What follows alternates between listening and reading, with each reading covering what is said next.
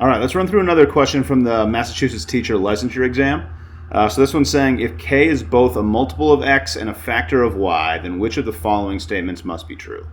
So let's think about what that means. Let's just assign a random value to k to make this easier to think about. So if k was 6, it's telling us that x, so k is a multiple of x. So that means that x is smaller than k. So x is some number that you can multiply by something to equal k. So if k is a multiple of x, then x could equal 3, and we could multiply 3 by 2 to get k. And then y, so k is a factor of y. So y has to be bigger than k, so y could be something like 12. Right? So I'm just assigning random values so that we can then consider the answers here. This is a situation that would work. It doesn't necessarily have to be the case, but let's think about how that applies to the answers here. So k over y is a whole number.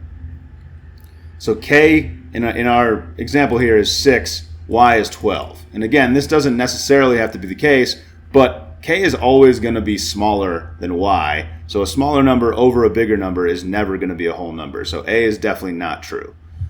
And b, a similar thing is happening where we're dividing x by k, but x is always going to be smaller than k because k is a multiple of x. So you have to multiply x by something to be k. So b is not going to be true either because in our example, 3 divided by 6 is 1/2, which is not a whole number.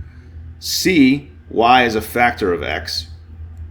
So that implies that y is smaller than x. Factors of numbers are smaller, multiples are bigger. So y is not smaller than x, y is larger than x, so y is not a factor of x.